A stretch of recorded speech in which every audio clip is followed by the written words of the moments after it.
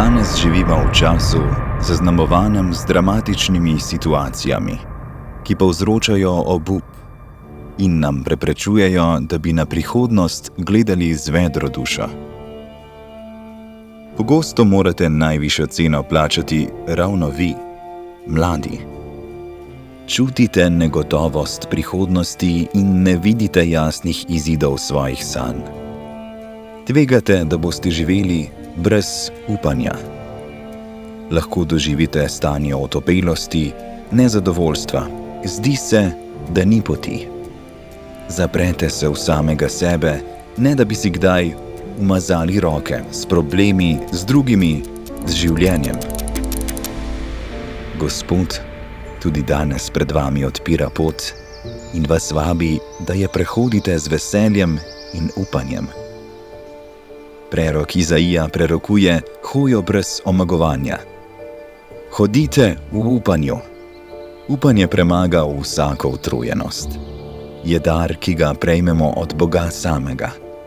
On napolni s smislom naš čas, nas razsvetljuje na poti, nam kaže smer in cilj življenja.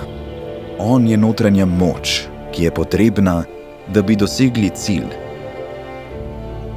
Za vernika romanje življenja in pot k cilju še vedno ostaja naporna. A to so trenutki očiščevanja upanja. V krizah namreč izgine veliko lažnih upov, ki so premajhni za naše srce. Razkrinkani so in tako ostanemo goli, sami s seboj in s temeljnimi vprašanji življenja, onkraj vseh iluzij. Na kakšna upanja opiram svoje življenje? V trenutkih spraševanja nas Gospod ne zapusti.